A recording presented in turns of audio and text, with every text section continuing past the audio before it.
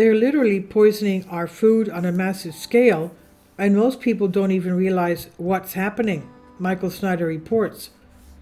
Have you ever heard of neonicotinoids? Neonicotinoids. Most of you probably have not. I have not. This is the first time I've heard of them. And this is exactly what the giant agricultural corporations want. They don't want you to know that crops all over the United States are literally being pre-poisoned with harmful insecticides that are having a nightmarish impact on the environment.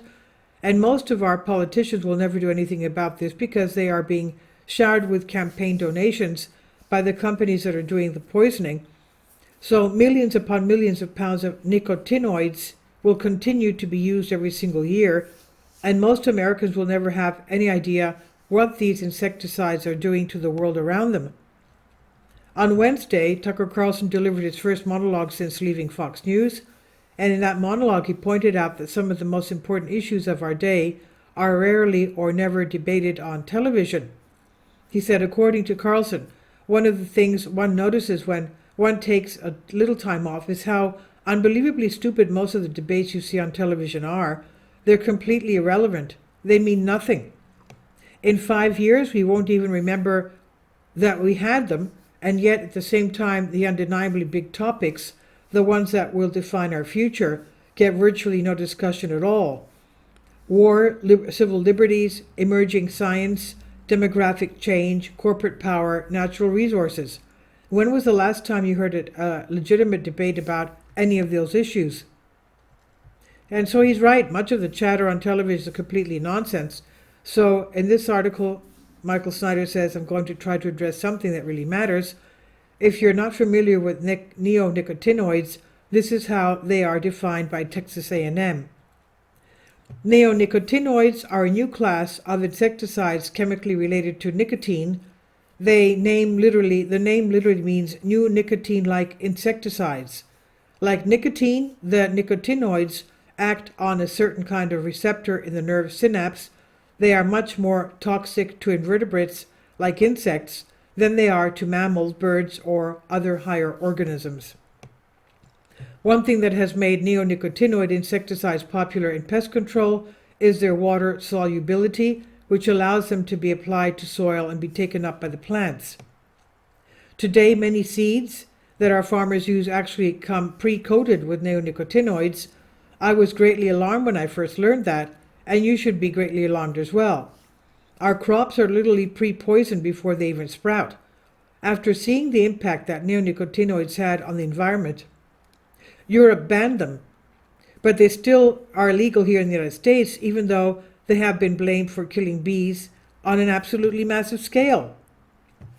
Since the introduction of systemic neonicotinoid pesticides, both honeybees and wild native pollinators have experienced ongoing catastrophic declines.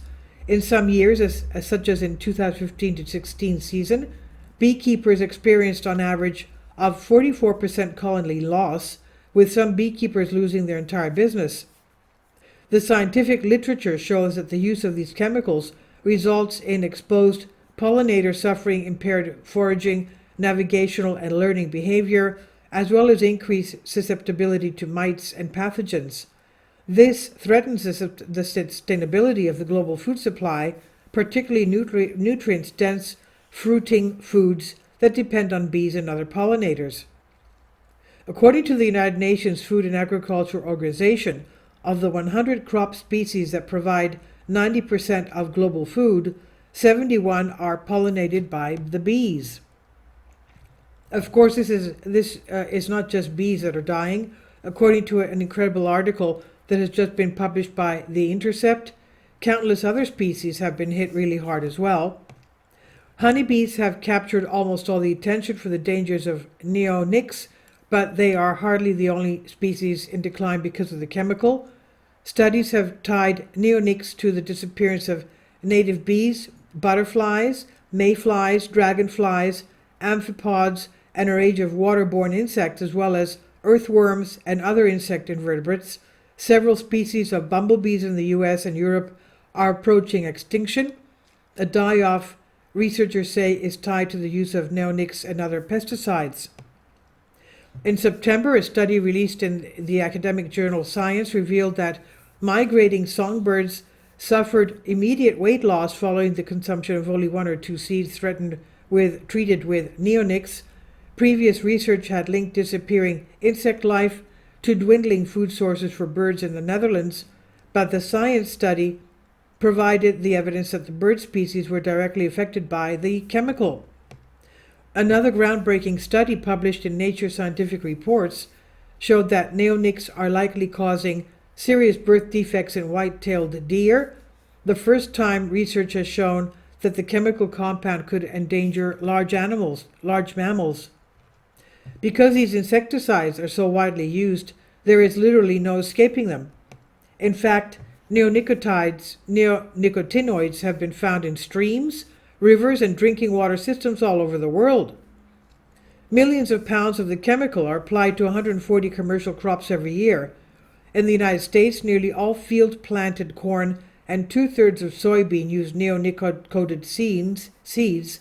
The chemical is found in soil samples from coast to coast, in waterways and in drinking water.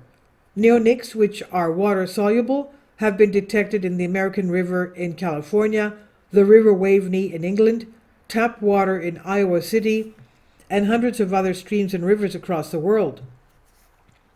In Brazil last year, after President Jair Bolsonaro's government approved dozens of new pesticides, the use of neonics caused the death of more than 500 million bees across the country.